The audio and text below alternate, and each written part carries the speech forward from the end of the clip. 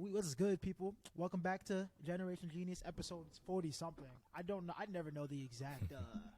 I never know the exact number I'm on, but I know that it is weekly. That's all I know. We got my man, the myth, the legend. This has been 2 years in the making, 3 years in the making, but it's finally a schedule that works for both parties. How do you pronounce your name, bro? So I don't get it wrong. How do you pronounce it? Is it Yun or is it Yoon? Yoon. So up. So if you do the accent, it goes up. Yoon. Whew. Okay. Cool. We got producer Yoon. I've had it right the whole time. I just wanted to make sure. We've got producer Yoon in Generation Genius. What's going on, bro? Yeah, man. Everything's sweet, man. Everything's good as can be. It's been an active year, to say the least. It's been a very active year, so I have no complaints. And coming to the end of the year, things are looking good. A lot of the people I'm working with are dropping stuff now, so yeah, very excited, man, for what's coming, especially going into the new year. That's so exciting, bro. So tell me a little bit about I would like to hear about how do you start? I like to ask this question, but like, how did you start? Did you pick up MPC when you were 3 years old? Like, how did you start? How did you start with music? Like, what started inspiring you to make music, I should say? Oh man, actually, it's funny you said about the NPC. I actually used to be a DJ before I used to produce, man. So I started on decks, man. And it was back in school when everyone needed a school DJ at the time, and me and my boy, Charisma, really amazing DJ right now, really good in his career. But we both started, and he got me into it. He said, "Oh man, like let's try out some music and start mixing some stuff." So I think it was back when like Drizzy and Ross and everyone just started popping, like when these guys were going off, like when Marvin Roon came out and all these things. That's when I first started getting into music. So a long time, man. So you were DJing, dude. That's a long time. So that's like what 20. Marvin's Room came out 2011. Yeah, man. Whole album, the Take Care album. So that was a good time, though. That was the pinnacle. Yeah, bro. Oh man, that was an amazing. Do you know? So many things happened in like music during that time that sort of stemmed to how things are now. So many different things, man. And let's talk about that summer 2012. So you had like that 2011 Drake drop, but then like summer 2012 was just Big Sean at his pinnacle. Meek Mill at his pinnacle. Man, I absolutely love those guys, man. Like there was so much going on around them that I think no one guessed they would be where they are now. I think I feel like right now, because we go through so many big mainstream artists, like there's like, it's sort of like candy, man. Like people are popping like 1 minute, and the next thing you know, you move on to the next thing.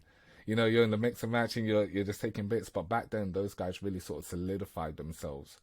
So when you thought top 15 artists, you could name off them. Now, I feel we can't do that as much anymore. But yeah, but moving on from there. So after DJing for a while, it got to a point where things were sort of plateauing. I wasn't really going career-wise with it.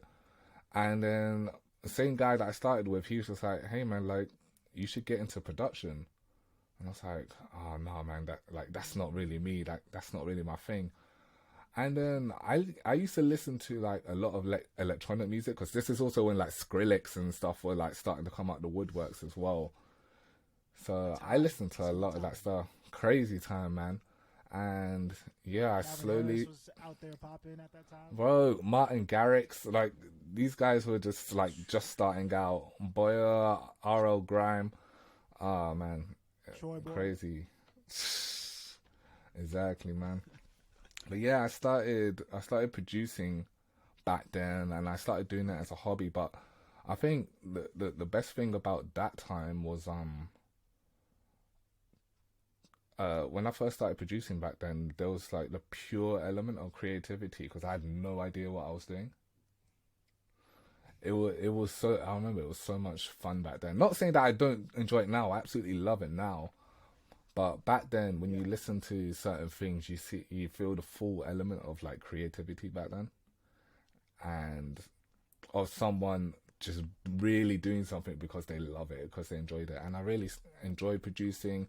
and then give or take carried on going between 1 and 2 for a few years, and then after a while I started taking it seriously, a bit more seriously, and yeah, past 2-3 years is when I actually decided to go pro and actually, you know, start working on it from a career point of view. Dude, that's awesome, man. Like, I think that's a cool transition, because like, what's weird is that, because I used to work, so when I started making music, before I started making music, or before I like started even getting into production slightly, I was also working for a DJ company, and I also grew up a dancer, but it's interesting that like when you start doing parties and DJing parties, you have like a different appreciation for it, because your ear like knows exactly what it likes. You know what I mean? So you're not like going in with like a blank slate. Like, maybe you don't know how to produce exactly, but you know your sonics pretty well, because you were a DJ, like you said. So you know like your sonics, your frequencies. Yeah, man. I feel that sort of put an advantage to where I was, because there was a better understanding of like certain basic concepts. I realize now, especially because at the moment I work with a lot of I work in teaching a lot of newer producers, especially younger ones, and the one thing you realize is that there's certain fundamentals that we can get, for example, from being a DJ, from dance, that goes into, like, people don't realize how much everything interlinks, and having those skills beforehand just made me skip like the hard part for a lot of different things, so it made things a lot easier. But yeah, it's I think it's nice when you have those sort of that background, that elemental background, to sort of then push you forward when you start going into different things as well. Because a lot of people think, oh yeah, I don't know what I'm doing, but then you realize you're picking up things that you used to do before, and it's like, oh okay. Like when I was beat matching things, I was just like, oh okay, I know this sounds off, because if I'm spinning a record, it would sound off. So I need to make sure that it's, you know, on point like that. So yeah, it was really good to integrate both of them. Ooh, that's good. So you just made me. I feel like I have to ask this question then. What do you think? Like, what do you think describes? Or a better question is, how long do you think it takes to become excellent at something? Like, do you think it takes 5 years? Like, let's say I start tomorrow, I want to pick up guitar. Am I going to get excellent guitar in 5 years if I'm doing it every single day? Like, what do you think it takes to be like, oh no, I'm excellent at this? Like, like, or other people see that I'm excellent at this. Like, because I've been learning. Maybe you could take from this. So that's the first question. But to that first question is like, do you think excellence is something that you can become excellent at something, or is it the consistency that makes you excellent at it? Because I think you can be naturally good at something. Like, I could probably see somebody, I could walk outside and see somebody sing and their voice can be amazing, but they've never actually done anything with it. So what do you think? What do you describe? Do you know, man? Okay, so for the first question, do you know there's so many examples of people that I know that have progressed in like a very quick manner, in the sense that what we see a lot now is that people say, oh, if you're consistent at something, you'll evidently become good. And my thing is, that's not always the case, because people can consistently do things, but you can plateau and stay in the same space. What I believe is that, and this is something I learned a lot this year, is that you need certain things to challenge you in order to progress. So just doing something every single day doesn't mean that you're good. You know, you can become good at it. I believe that skills are attainable over time, and that's a standard thing. You have to do something repeatedly in order to understand the skill and to master the skill. But to become really good at something, you need to be able to take that away and say, all right, well, I'm good at this level. What do I do now to level up? Because not a lot of people know how to do that. So, for example, there's this producer that we both started producing around the same time. His name is Hopex, and this guy's amazing. But what he did was that he was consistent every single day but he was always making stuff better than he did the previous time before. And but the difference is that he wasn't just, you know, trying to make beats every day. People can do that. People can make tracks and make beats and whatever every day. But he studied. That's good. He studied. He cross-referenced all the time. And when you do that, and then also being around other people that are grinding in the same way that you are. For example, when I started producing, there was a group of us that all started around the same time, and different people elevated at different times because they were able to put in more work at the same time due to other commitments and so forth. But what you've realized is that group of people, when everyone kept releasing, they kind of tried to one up each other. Oh, he dropped a banger, but now I have to drop an even bigger banger and stuff like that. But then they came to a point where they had to sit down and focus, like, all right, how am I actually going to do better than this without doing the bog standard? What can I do different? What can I put my take on it instead of doing the actual thing? And there's another producer called Koss. Koss has been doing, I don't think he's been producing for as long, but you hear the skill that this guy has, and you think he's been producing for at least 2 decades because of the amount of work he put in, the amount of like tutorials he sat down. He even put a post one time on IG saying that he sat down for at least 500 hours worth of content just to ensure that he learned all the skills needed, and then he really implemented them. So to answer that question, I believe people are always naturally talented. I believe loads of people have natural talent. Some people have to work harder, but you have to really deep dive into your skill, and then you have to then rip apart what you already have and then construct it to something even better in order to become great. I don't believe the greats are... That's a diamond, bro. Yeah, man. I really don't believe the greats. For example, Hopex, with all the work he ended up putting in, all the traction he gained, he ended up working with Lil Wayne, J Balvin, and like all these top artists before he was even 22, man. You know, we started producing at the same time, but it was because he put in that extra work. He done all those extra things. So for people to reach greatness, I would say, one, naturally see what you have, because there's so much natural talent out there and people don't realize it, that they have it.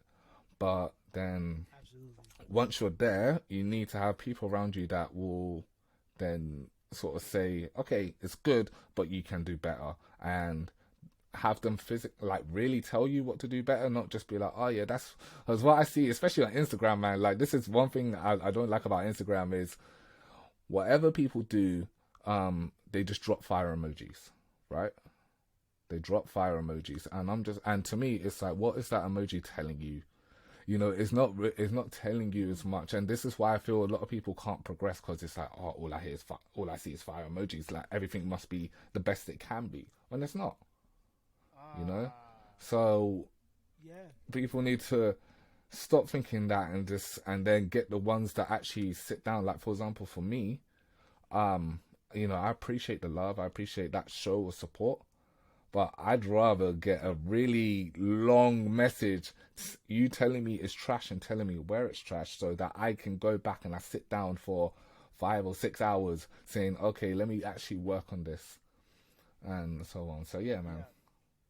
Greatness is always there, but you have to rip yourself down to build it up. That's a separate podcast, bro. That's crazy. That's good. You just gave me some. Gems. That's fire, man. And I was gonna say that something I've learned about excellence as of recently, when watching other people, and of course, like building myself. Like you said, I think nothing beats like the studying. Like, yeah, because you always think, like, I think especially as like creatives, we always think like we always have to progress, but I think it's really easy to get caught in like, you know, like, oh, I only listen to one type of music. Like, I think hip hop's my main source and blah blah blah. And I've just learned what makes me a better dancer, and what makes me a better musician as well, is that like I like to dig. Like, I like to, like, Spotify has so many like Like recently, I've been doing. For anybody listening, I've been doing lo-fi amp-piano Afro beats, and you know, like just really deep South African guy, like Ghana, like just random artists that maybe have like 300 or 400 streams, but their music is like, this is something crazy. If you ever get a chance, lo-fi amp-piano music, it's crazy. It's just, oh my god. So I've been obsessed with that recently. And then like a couple months ago, I had a weird Ethiopian jazz bag where I was just listening to Ethiopian jazz. Like I didn't understand a lot of it. I didn't understand most of it, but the sonics and just like, oh, this is different. I've never heard this before, and that created like a new. Oh, maybe I can apply this. Like I think I like the way that they're dancing in this video. Like I don't know how to dance like that specifically, but I could take something from that. Or sonic wise, like, oh, maybe I should reverse my pianos or try it this way. Or maybe I should turn my drums down. And like, you know, so like just taking all this, if you're like constantly looking and reaching, you're just taking all this free information. And then you move on to the next one. It's like, you know, your body and your brain is constantly creating. Something I had to learn is that like with neuroscience, your brain is constantly making new creases and constantly learning. Like your brain is technically never supposed to stop learning, which is why it's created to be so big, because like your brain is constantly just like taking information. And so like I think something I've learned is like I never want to stop taking in information. I want to always keep learning and being better, even if it's not, you know, like that 1% a day rule. Like even if it's not even if in 6 months I don't look better, I'm like, I want to see how I look after a year or 2 years or 3 years. But like taking in and studying is easy. All you really have to do is get on YouTube or get on Spotify, you know, and just take it in. So I was just adding to what you were saying. That's something I've learned personally as well, man. That's definitely. You know what's funny, man? I got a lo-fi tape coming out next year. But one thing that's quite interesting. So one of my artists that that's releasing in a few days' time. We were working on his EP for over a year, and the amount that I learned whilst working on this EP, for example, I believe my production skill like almost doubled, like in terms of value of me just working on this one project, because it took us to I said to him, he went to me, he says, do you know, I really want to be great at this. And as a producer, I said to myself, okay, if you want to be great, I'm going to be a foundation to get you there. I'm going to be a conduit that you through me, I'm going to design something that can allow you to be great. And then when I went home and I remember I said that, I actually had to think to myself, like, how am I really going to do this? And we had to take the concept of, we didn't want to do an EP where things weren't thought out, because we said to ourselves, okay, let's study it a little bit. Let's listen back to a lot of great albums and such, and really take a understanding to what made them so great. And we were looking at the lyricism, the way, the construction, the arrangement of certain things. So when we were developing this EP, what were some of the albums, if you don't mind me asking? Bro, so original Party Next Door, man. Actually, it was a couple of his singles. Yeah, man, there's a couple of P&D singles.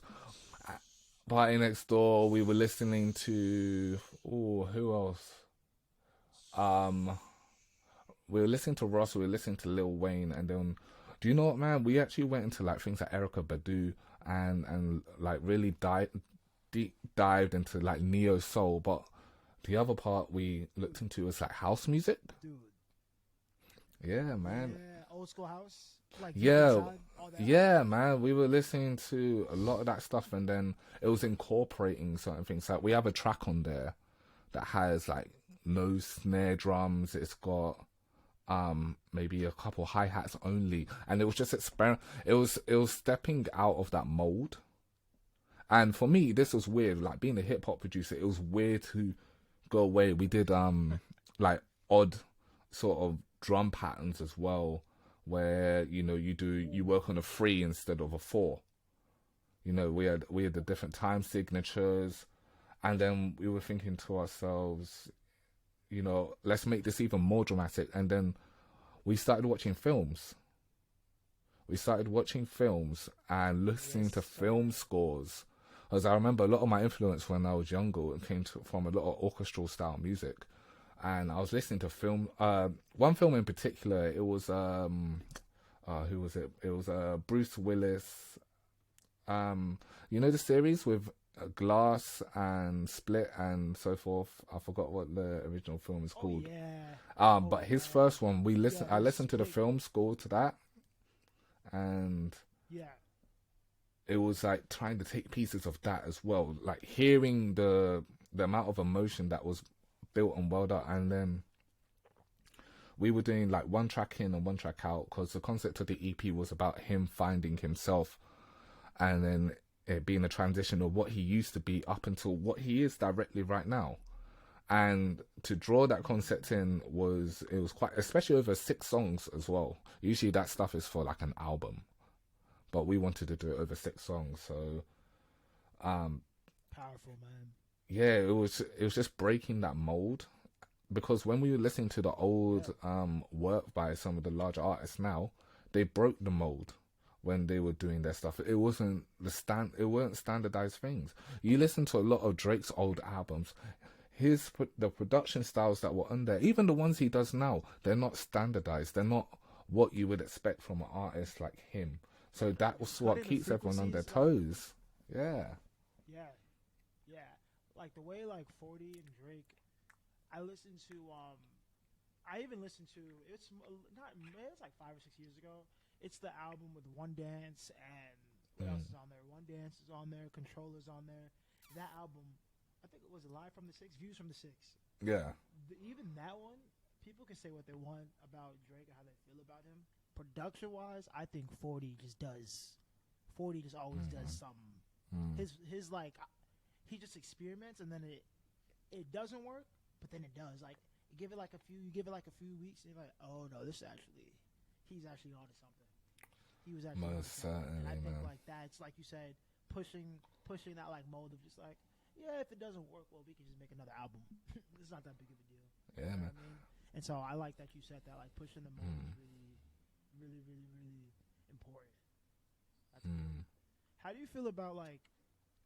I'm learning this too. I think more. I've been craving more like albums where it's not just like, which is why I'm excited about your projects you're talking about. I've been craving more projects where it's like, if this makes sense, like albums by producers, like a Tom Misch album where he's not the person singing on the album, but he's doing all the production and a lot of the songwriting. But his thing is like Tom Misch, Metro Boomin, you know, a few examples. DJ Khaled, if you want to include DJ Khaled, but just like more albums are like it's multiple artists, but it's not the main artist. You know what I mean? With exceptions, of course, but like I love to hear an album where it's like the production is fire, the producer's making the album, but it's their production, but it's multiple artists coming down. You know, I like to hear all those different stories. How do you feel about those type of albums? Do you know, man? They're quite over here in the UK. That's quite prevalent over here. A lot of producers are doing that now. But what I realize, man, is a lot of the time it is smaller producers or small creatives that will do that sort of thing, because I believe once you get to a certain level, I think the issue is the maintenance of quality that is on the album, which is quite difficult to come by. You know, even with Metro, like bringing in certain particular artists, the issue is once you're that big, you then have to have the funding for, or even just the resources to find certain talent that can adhere to what you really want to do, and also the quality that's expected from you, which I feel is the most difficult part, because I've listened to a couple albums like that from smaller artists, and what I realized, it wasn't cohesive, man. Like, one thing I like is that I like hearing the production, but the quality wasn't cohesive between the artists, and it was trying to bring out artists in different spaces, and I'm all up for that. But I believe if you're trying to draw together something, it has to, the vibe has to match. And I And you think feel like it's those sort of, albums, yeah. like a Khaled album, yeah, it just like Yeah, like, so you're saying like there's no story. yeah, there's no story there, man. And do you know what I think now is a lot of people rush. A lot of people rush to get stuff out. And this is a big issue for me because, for example, like referring to that project, a lot of people, when I tell them, yeah, it took us just over a year, and they're like, it took you a year to do 6 tracks, and they're like, but I understand what you're trying to say, but what you're not prepared for is the story that is brought with it. The amount of work you can tell when that happens with an album. Even listening to some of the interviews from the greats, some of their songs and such were done 3 years before the album was even dropped. Yeah. And like you know, like a lot of people think that oh yeah, they must have done everything like in half hour, 10 minutes, an hour. They must have had one studio session, but they forget that a lot of this is in the making. And I feel we need to stop rushing and really get the most out of what we can bring. Like, I feel, I'm not sure if you agree with this, but you can feel when a track is sort of half baked and there wasn't really true passion into it. And yeah, I believe that in order to get better albums like that, especially from producers have to be aware of who they're bringing on. I think, like, don't listen for 5 minutes or like listen to like 4 or 5 tracks and think, oh yeah, this guy's sick, this guy's got everything going on.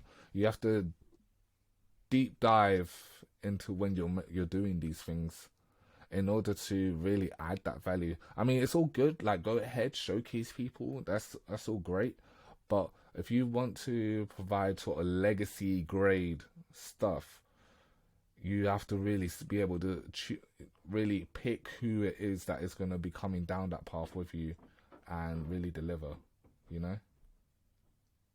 Dude, that's a bar. So that brings me to my next question then for you. So how do you feel when, like, so you had, I mean, now, like, there's a couple artists I follow who probably dropped, like, I've always been pretty much, I've never really been like a mixtape person. I've always been like a single. You've seen, I've always been like, let me just drop a single at a time. I've never been like I don't feel like I've ever had a project in me to drop yet. Like, I've done it before and they're gone now because I thought the music was trash.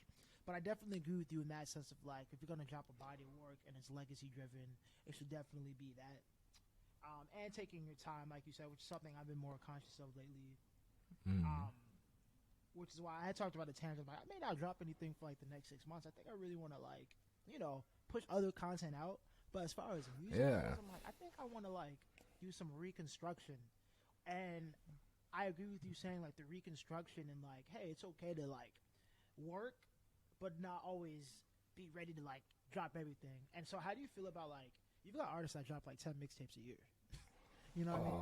You've got artists that drop, like, you had Lil Wayne who was dropping mixtape after mixtape. There's another artist who I followed recently. You know what I mean? He's on like album number, I think he's on like album number 20. He's dropped like 20 albums this year. So how do you feel like the quantity makes you more popular? Like, let's say you're already in the bag. Do you think the quantity makes you more popular? Like, I know it's a numbers game, quote unquote, for people. But then you have somebody like Kendrick who waited 5 years, but Kendrick also has the time. So what are your thoughts on the quantity versus quality thing? Because I understand a little bit of both. You know what I mean? Yeah. But when you could drop like an album, you have people that can drop like an album a month. You know what I mean? So do you think that, like, which one is important? Which one is it? Like, what are your thoughts on it? It's different, man. It's quite interesting that you reference Wayne, because I believe Wayne has a certain talent that not a lot of artists have. I believe he's got a really good ear. He's got a really good ear when it comes to music. And then also, like, in his interviews, he says he doesn't write. You know, he doesn't pre-write. He records on the day, and that's his thing. A bit like Park as well. Park was going into the studio. He makes 5 songs. You know, 5-6 songs on the one day, which is great. But what I think, hear that? Park didn't even sorry, bro. Pac didn't even. Because I'm reading this book right now. It's called The Three Kings. It's a great book. Pac would record these 5 songs. He didn't even listen to them back. He'd be like, okay, whatever, next song. And so the pocket and when, like you said, are different. Sorry to cut you off. But go ahead. Oh no, that's cool, man. No, but like, yeah, I feel that's different. But one issue, I have now is, and this I put social media down to this a lot, is the aesthetic of getting stuff out. Now, people forget that there still has to be quality in everything that you do, but also in this, it's different for different people. But for those that want to be dropping like loads of bodies of work all the time, one, if it's an artist that is really new and you don't have as strong that stronger fan base and you're dropping all of these things, you're not giving people time to soak things in. They're not having the time to take everything in. And I believe that's an issue now because fans jump from music to music to music, from artist to artist, and etc. We move along through music so much now compared to before, that now if you release something, I believe it has to be of a certain standard quality, and then also give the time for people to take it in. There was this artist that came to me a couple weeks back, actually. He's like, oh, I want to drop 5 albums next year. And I went to him and I said, well, bro, like, what's the purpose of you dropping these 5 albums? He's like, oh, I just want to get my music out there. And I'm just like, okay, but are you just getting whatever out there, or are you actually getting music that is going to really resonate with people out there? Because I feel the people that are able to drop large albums like throughout a year and they all do well are the ones that have songs that really resonate with people. And they have the talent for that. But if you don't have the talent for that, if you're like Kendrick and you take the time and so forth, and at the end of the day, there really is no rush. There isn't a rush, but I believe social media puts this thing of you need to be consistent. You need to be drop songs every week, every Friday, drop a new track, and it then forces people into. That was me I did it for a year, bro, and then I did it for like 3 months. So before you continue, like I agree with that. Like, I think especially too, you learn a lot with like when I was dropping more consistently. I learned a lot, but I feel in my heart and my soul that it was just like time for me to be like, you know what? I agree with you. I'm like, you know what? I think that quality wise, I can make things that are really great at this point in time. Let's go back to the drawing board and figure out, okay, what was going to resonate? How can my visuals look? How can, you know what I mean? Like, how can I, and then something, I mean, you can also take from this is like, so if you can be a content creator, quote unquote, like, oh, okay, I'm good at podcasting. I'm also good at producing. Like, you're a good producer. Because I think like you can drop things that are still artistic. If it's like, hey, I want to drop 5 albums a year, I think it's like, okay, cool. You probably are good at output really fast. What can you put output fast that makes people wait for your music? It's something I'm learning. Like, what other creative endeavors can I put out into the world that make people go, oh, this is cool? And then next thing you know, I drop something that's like, oh, okay, I understand this. Like, I think you can be very consistent with content without having to drop music all the time. It's something I've learned. It's like, oh no, people care about what you do, but it's like, oh, how would you feel if like, yo, start a cooking show, like start things around, like I've learned that creatives are really good at like multiple things, and keeping people's attention is what you want to do, but that doesn't exactly mean that I have to put music in your face all the time. It's something man. And also I think it's the balance of understanding when. One good thing is, so with the artist I was working with, he's got a friend that comes to the studio. His friend is not a creative, he's just a listener, he just generally listens. That is the biggest breath of fresh air to have in the studio, man. Because for someone that just listens, you then get the real concept of when he becomes disinterested, we need to start figuring things out. Because I believe general listeners in general, they get disinterested quite easily. And then the other thing as well is when you're putting out content, I believe people need to focus on, like, you don't have to just throw out random content all the time. Like for me, there was a point where I just wanted to upload every single day onto YouTube or every week onto YouTube, and then I realized that I wasn't, with all the things that I was doing, I wasn't able to generate really good quality stuff. And then I took a step back. I said to myself, oh, I'm going to update my playlist every week. And then realizing the time that it went into that, it's like, but you feel like you're forced to do these things. But one thing that I think everyone, this is quite an interesting thing, but I say to everyone, leave your ego at the door now, because your ego is the one thing that's going to cause a downfall or cause you to be in a state of mind where you won't feel you're ever generating enough. And there's a thing of where you can always work harder, but if you're in a rut and you're always thinking to yourself, oh, I'm not gonna be like these guys because I'm not doing enough, I can't think, stop putting yourself down. At the end of the day, everyone's human, we're not machines. If we were meant to be machines, we would have oil and we'd have gears going and we wouldn't need to sleep, you know? So take the time out and yeah, man, develop those skills slowly. And then what you realize then is when you become attuned with a lot of things, you then you learn the game first and foremost. You learn how the game goes. Like for example, for anyone that is listening, that is a content creator, sometimes the algorithms work best when you take a break.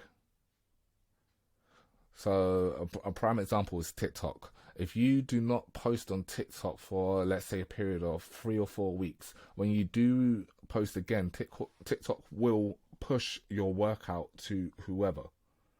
And you'll usually see a spike in your views and so things like that. So sometimes take a break. Same thing goes for YouTube, Instagram and everything. Once you take a break from actually uploading content, even with your stories, take a break from actually posting, like take yourself away from that space. When you go back into it, they're going to try push out your stuff as much as possible because they're like, oh, he's active again. Let's get him engaged and everyone's seeing his thing so he stays active. You know, it's sort of doing the spin. We use their tricks against them so that they push our stuff for us. That's good, man. Jeez. You dropped in a lot of gems, bro. Just dropping the mic consistently. So, I like to do this. This is one of the segments of the podcast. A little game of Would You Rather. So, this is a real question. I thought of this. Okay. Would you rather swim with hippos or sharks? Bro, I'd rather swim with sharks because, well, can I tell you this, man? Can I tell you this? Yeah. Yeah. I'd rather have my arm bit off by a shark because a hippo will crush you, man. And you have to, like, the worst thing, they're fast as well, man. Like, people don't realize how quick swimmers they are. And the fact, like, they're how much bigger than sharks in general. And the point is, I've been trying to tell people this, bro. Yeah, man. And the thing is, like, PSAs on hippos. They don't believe me. Like sharks as well, you can kind of get away with them. Or sharks don't usually attack people unless they think you're like a seal or something like that. So, but with a hippo's just mad, bro. Bro, I don't know what it is. They're just mad. Like they're really aggressive creatures. Angry. They're just So I'd rather not confront a hippo that I know can run faster than me. Too. Like, if we're butting heads, he's winning every time. You know, with a shark, I can hit a shark on the nose and potentially get the one up. But a hippo, no chance, man. Nah, bro. And then I'm saying, bro, if you're in a tank full of hippos, you know how much weight is in that tank? There's no room. They're all about to go crazy. Sharks are, like you said, sharks are a little bit more smooth. Yeah, I wouldn't even want to get in a tank with a hippo. Like one hippo, bro. Do you know what I've seen as well, man? Like with a shark, I've seen divers turn a shark upside down. Just flip him upside down. The shark's just like, oh, what do I do? I'd rather do that. I can't flip no hippo, man. I can't turn the hippo and it's like, if the hippo's coming towards me, I might as well just say, God, take me now, please. Because, you know, that's it, man. That's it. You're lined up. You're lined up. I don't know why. I don't know why the media made hippos look so cute and innocent and like make them look. Hippos are nah, bro. Nah, I think it was Pablo Escobar, bro. He bought hippos to like Colombia. You ever saw that video? Like there was no hippos in Colombia, I think, if I'm right. And Pablo Escobar had pet hippos on his thing. And then when he got arrested, they started breeding and doing their own thing. So now Colombia, I think it's Colombia. Colombia has a huge hippo problem. The hippos are eating kids and running through villages, and they're not even supposed to be there. And so now they have like just a gigantic hippo problem. So yeah, bro, hippos, nah, they don't even belong in their natural habitat, bro. They're just running rampant in Colombia, just going crazy. Nah, bro, this is why I'm in the city, man. In the UK, the closest thing we got here are pigeons, man. We got pigeons. That's all we got to worry about. Oh yeah, that's nice. That's all you have to. Yeah, I'm in the city too. We don't really have to worry about. Yeah, we don't really have to worry about. That's why. Yeah, that's yay. Hey, man. So my next question for you, here, bro, is I usually like to give a hot take, but I want to let you give a hot take. Do you have anything that goes through your brain that changes? So my hot take of the week was, I feel that Apple Maps should have more cutaways and roads for us to get through fences. We should be able to gate hop and get to where we have to get to super fast. I think Apple Maps is kind of trash, like in the sense of like, hey, you're going to be waiting in 10 minutes in traffic. I'm like, no.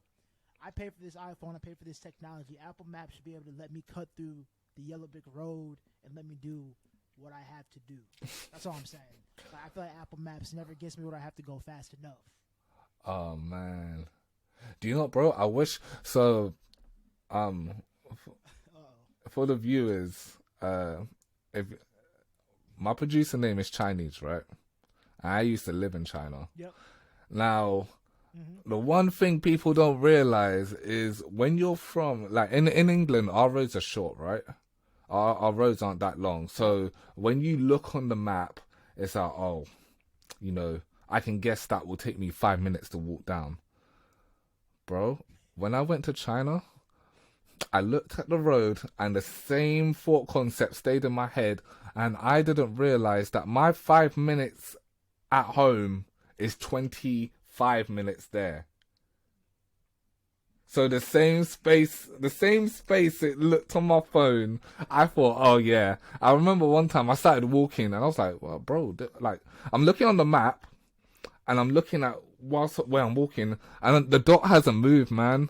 The dot hasn't moved. And I was like, wait, how long, like, is this road? That was biggest. I think Apple should just tell you, like, this is going to be a long walk. Or like you might as well get a cab. Like make suggestions like get a cab, get a train. It's not worth it. Like, oh man, I remember. Your best. Yeah, man. Bro, I couldn't even imagine. Like, you think you have to get somewhere at like, let's say 10 a.m. It's like, oh cool, I'll get there by like 9:55. Nope, no, you will not. These are short roads. Man, that's garbage. That's garbage. So for the next segment, bro, last and final segment, give me one of the greatest movies of all time. One of the greatest movies of all time. And why?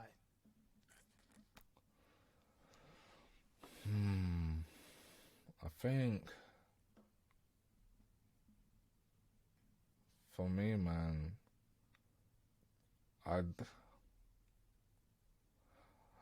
I say The Pursuit of Happiness with Will Smith. And the reason I say that is it's such a depiction of what happens when things go bad, like really bad. In the sense you lose everything. And and I think it's also the thing that a lot of people don't talk about when your dreams don't go the way you want. You know, he had the expectation of a dream going away and it got taken away, man. And then the trials and tribulations, and it was perseverance. It was the perseverance for me. And then the perseverance of, it wasn't just for him, but it was for his child too. It was for his legacy, what he was leaving behind, on the amount, how he worked so hard, man. And for me, that's one of the greatest movies of all time, because, like, big credits to Will Smith, no matter what he's gone through recently or whatever. The amount of emotion that man put in that film. I need to get that, man. I need to go get it. I need to read it, listen to it, whatever. Bro, but I read that book. I got that book for Christmas. But sorry, go ahead. Yes, persevere. Yeah, nah. Prior to events.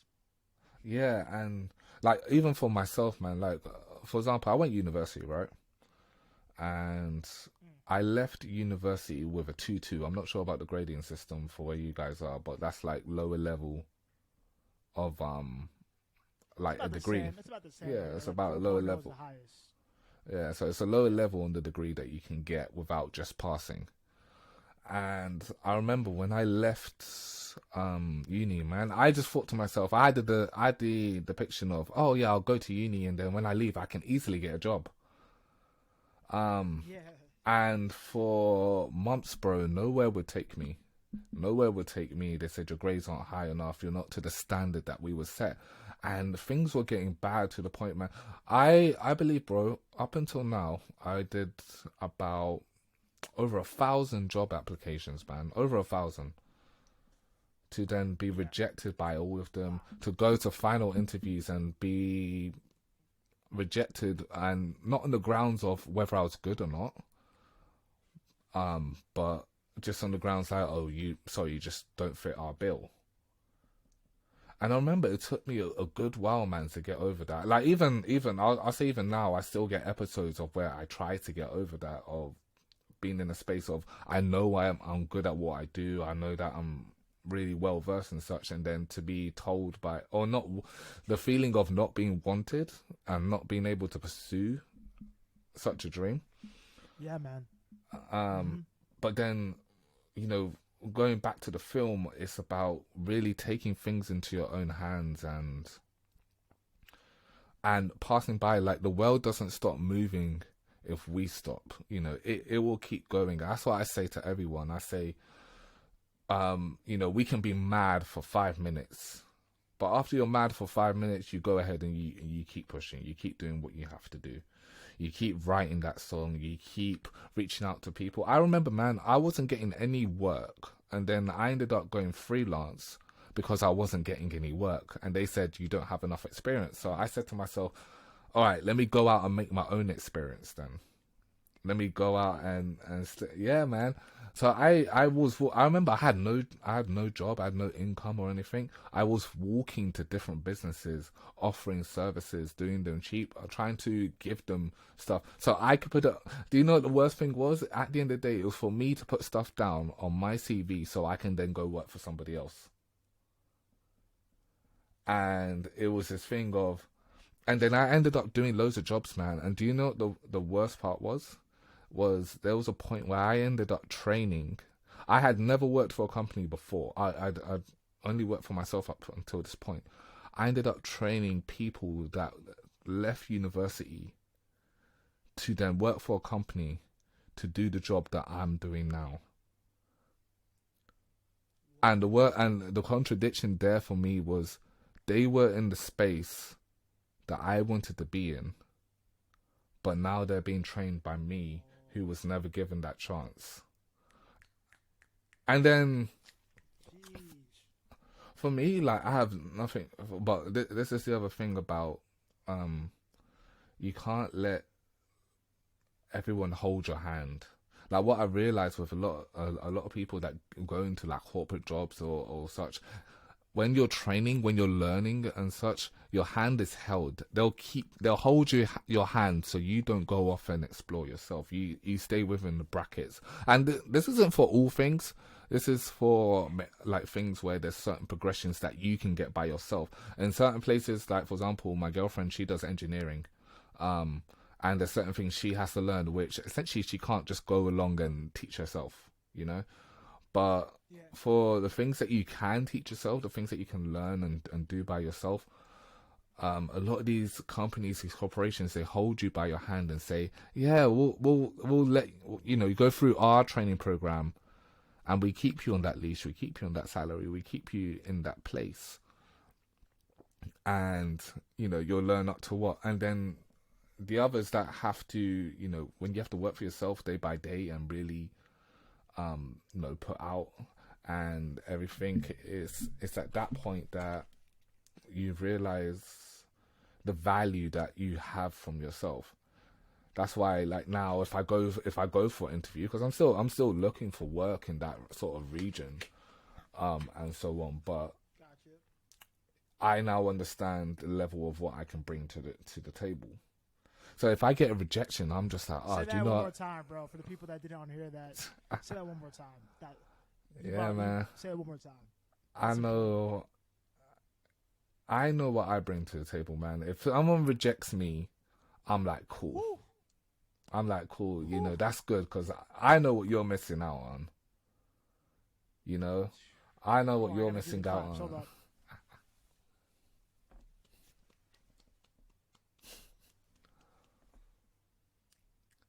I gotta start using these sound effects more, but that was fire.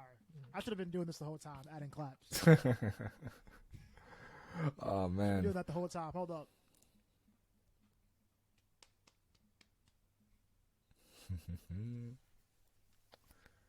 Yeah, man. That's how it goes. I think people understand your worth before someone says. And then even if you go into those roles, go into a job where something like that, I don't want people to get this wrong. Just because you work for somebody else doesn't mean you're any less. I think you have to understand within yourself what you're worth. Understanding yourself what you're worth. It's good. At the end of the day, if a guy's making sure you're regularly paid if someone's making sure you're paid all the time, that's cool. Because at the end of the day, we still have 24 hours in a day. They take 8, which means you got how many other hours to do your other thing as well. Side hustles are there for a reason. It's real like that. So, yeah, go ahead, do your thing. So your side becomes the main. Exactly, man. And even yeah, man. And sometimes. Sometimes. And at the end of the day, I think no matter what, people need to do what makes them happy. What makes you good. We're not meant to be on this earth to be sad. And then even if you're doing something that doesn't make you feel great, take that time for yourself, do your R&R, recuperate, and do the things you enjoy. Like, I feel people feel, oh, I'm constricted, I can't do this, I can't do that. Learn what makes you happy, man. Learn what makes you happy. If you go get a dog and go for a walk with a dog, man. If that's what you enjoy, if you enjoy walks and everything, you say, oh, I ain't got no one to go with. Get a pet, I walk my dog every day, man. I walk with my dog every day. It's cute at first, but then they become a member of the family. But hey, it may help with anxiety for some people, but she gives me anxiety some days. She's been staring at me through half the podcast, and I'm like, oh, I'm just playing. But no, get a dog. It does bring peace. I agree with that. It does bring peace. Yeah, man. So it becomes a member of the family. It becomes a member of your family, and some days are harder than others with your dog. It's all fun and games. Yeah, you come home and your couch is pissed on. But other than that, I agree. Sorry, yeah. No, I feel that. That's why me and my girlfriend were just. She's strictly like no pets. Like I can't do pets. Okay. Like at the end of the day, so I'm just like, okay, that's cool. My wife I said mean, maybe a fish. My We wife can get said fish. The same thing, bro. My wife said the same thing. Guess who? Oh, picked she different now. She different now. Guess who picked our dog? Oh yeah. She likes our there dog we go. in sweater vests sometimes. Guess who? Oh, She's more worried.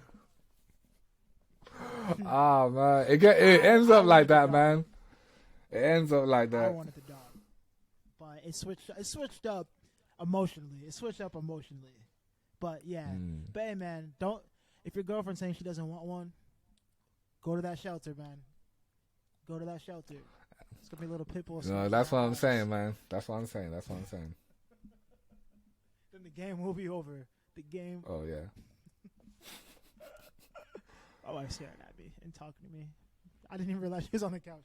But yeah, man. Thank you so much for being on, bro. I cannot wait to cut this up. You said you dropped a lot of gems, and I think Bro, people I listen appreciate it, to man. people more when they have an accent. So I think. Oh teaching yeah, the man. UK Like accent, it'll be interesting to listen more. see because I work with a lot of people like internationally, and everyone's just like, oh, your accent's so nice. And I think the thing for like anyone is like you never think you got an accent until someone tells you. Until Bro, someone that's me. tells you, and So then I I'm just moved. like, nah, I ain't got one. Mm-hmm. Bro, that's me here. Like, I say some things because I'm from Jersey. You know, America's weird, but I'm from Yeah. Jersey, and every once in a while I say a word like, "Where you from?" I'm like, Jersey. So I get it, man. I don't think I have an accent at all, but I get it. I get it. Yeah, man, definitely. I get that. But no, man, Yes, it's been a sir. pleasure. Thank you so much for being on the podcast. It has. I'm gonna drop this on Tuesday. I'm gonna try to drop this I try to drop every Tuesday, but you know, sometimes that becomes Thursday. But every Tuesday for the most part. Anything to say to the people? Beautiful, man. Leave them with some inspiration in your beautiful accent. Oh yeah, definitely. All right, people. Well, Walmer, that is WOOLMER,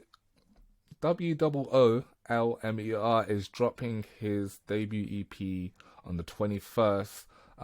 Trust me, you want to watch it. It's a tape of pain, and development. So go and check that. He's got an interview out right now, so you can go watch that on his YouTube channel. If not, hit me up because I got all the links there. And for those that are pursuing their dreams, continue pursuing your dreams, because if you don't, ain't no one go do it for you, man. Ain't no one go do it for you. Nobody's gonna do it for you. Go pursue your dreams. Mm-hmm. Go start that bakery. Oh Start yeah, that bakery. facts. Go If you start got a that discount, vegan send it my bakery. way. It's okay. That's it.